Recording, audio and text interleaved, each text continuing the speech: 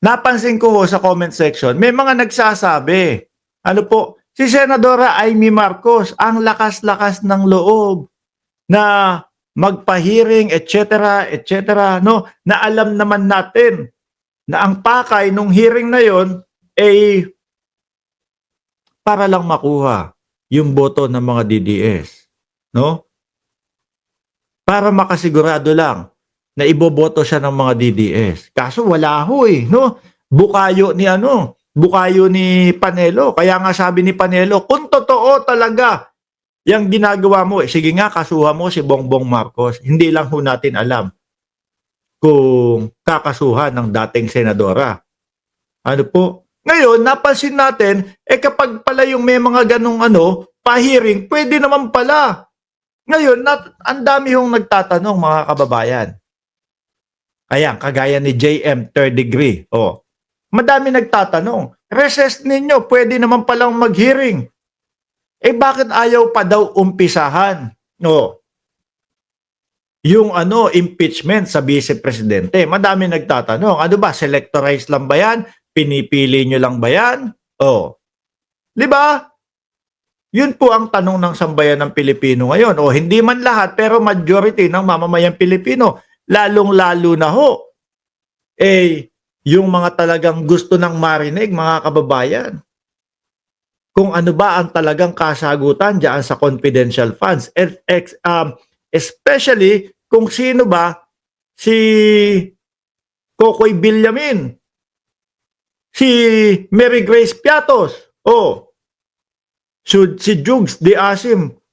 'Di ba? May ganung pangalan, Jugs de Asim. Jugs de Asim. Sabi ko, ano 'yun? Na-realize ko, mga kababayan, Jogang Maasim pala 'yun. 'Di ba, Ping Laksamana?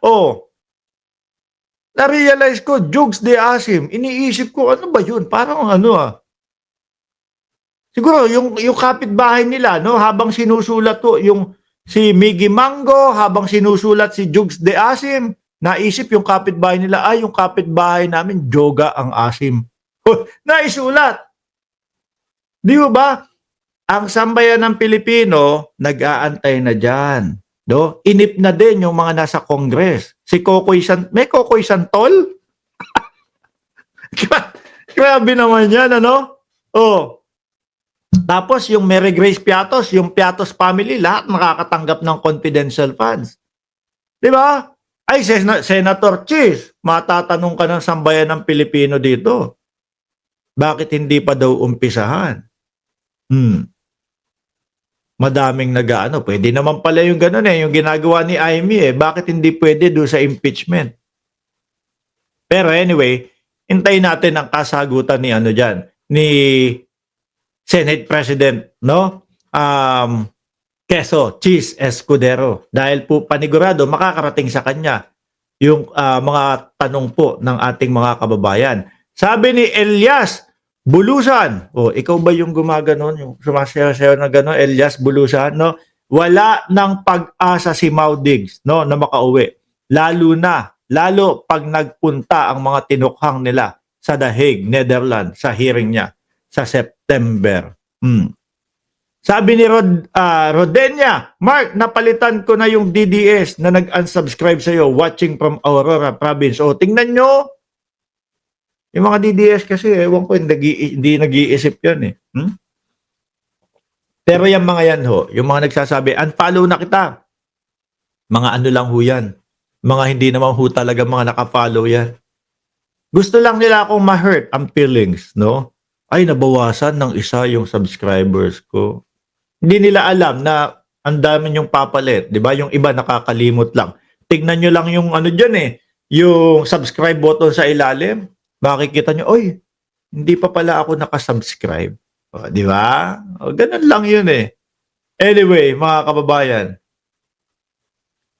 Anyway, yaan niya. Magtataka ang sambayan ng Pilipino. Bakit si Amy, pag may sinabing hearing na uumpisahan. Pero bakit yung impeachment, tumatagal pa? Ano ang dahilan? Diba? Ano kaya ang dahilan? Pero isa din sa naiisip kong dahilan, baka nga kailangan antayin sila Bato na mawala. Pero umpisahan na yan.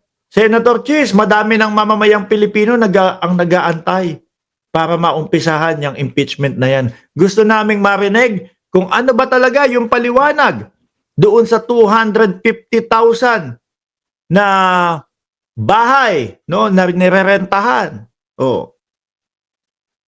'Di ba? Oh, sino sila Mary Grace Piato, sila Kokoy Villamin, at kung ano-ano pa, at kung paano ginastos ng 11 days yung confidential funds, lahat 'yan. Oh. Hindi na natin dapat pagtagalin 'yan, mga kababayan. Anyway, eto ngayon ang dating Pangulong Duterte. May ine-ebas, no? Meron hindi, ketchis muna tayo. Mamaya na kay dating Pangulong Duterte. Ketchis tayo, usapang Senado pa din ho, mga kababayan. Kasi ito yung sinabi ni Cheese. Ito ho ay patungkol kay Bato de la Rosa. Medyo magtatalon-talon tayo ng konti doon sa topic natin. Ano? Kailangan ko lang isama ito dahil usaping Senado na din ho ito. Ito si Cheese Escudero, pangatlo nating topic. Ng Senadong aresto. Yan, naku po. Kasi 'di ba, si Tobats, mga kababayan, si Tobats, 'di ba? Anong sine-ebas papatulong daw siya sa Senado. Ngayon, to the rescue naman po ang Senado, which is mukha naman pong nasa batas natin yung kanilang pinag-usapan. Ang tanong, hanggang kailan senador si Bato de la Rosa? Yun ang tanong natin dyan. Kasi kung diyan magtatago si De La Rosa para lang hindi mahuli, hanggang kailan?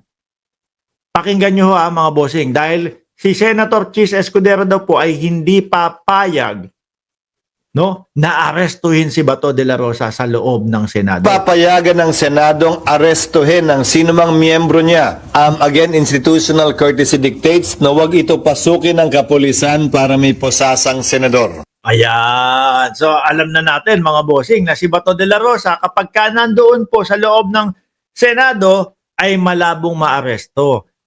Kapag etong si Tobats ay hindi nanalo, pinakamatagal na pwede siyang magstay dyan, no, is June 30, o kung may 31 ba, pag July wala na. Hindi na siya pwede doon. Labas na, no, doon sa itinakda ng batas yun, mga kababayan. Di ba? Labas na sa itinakda ng batas yun. Oh.